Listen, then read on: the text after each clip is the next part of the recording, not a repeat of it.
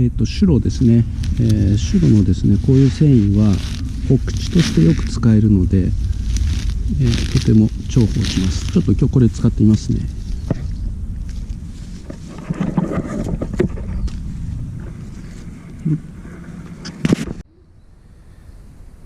今日はですね、焚き火の時どうやって火を着火するかと、でファイヤースターターを使って、着火する方法なんですが、ホクチはどんなものがいいかと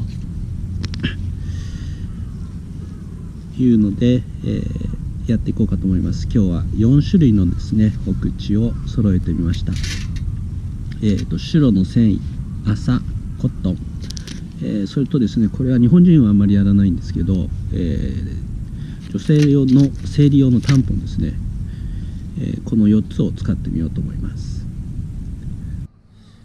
まずこの麻なんですけど、麻はですね繊維をよくほぐして着火しやすい状態にしておくっていうのがコツですね。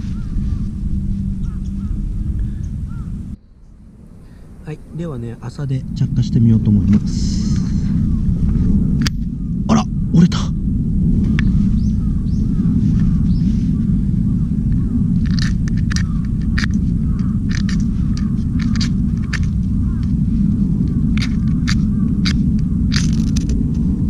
はい、すぐ着火しましたね。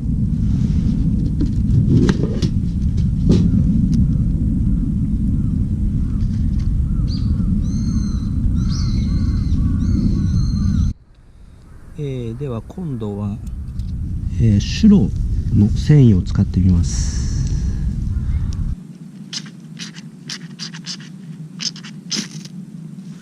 はい火がつきました。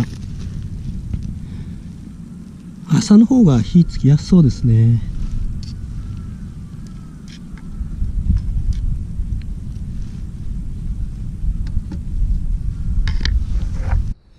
では今度コットンを使ってみようと思います。はい、火がつきました。コットンも比較的火がつきやすいですね。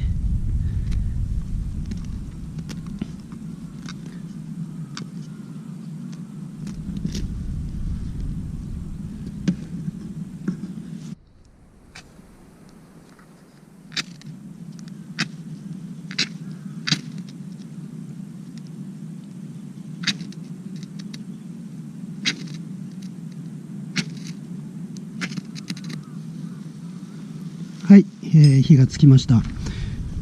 これも比較的火がつきやすいですね。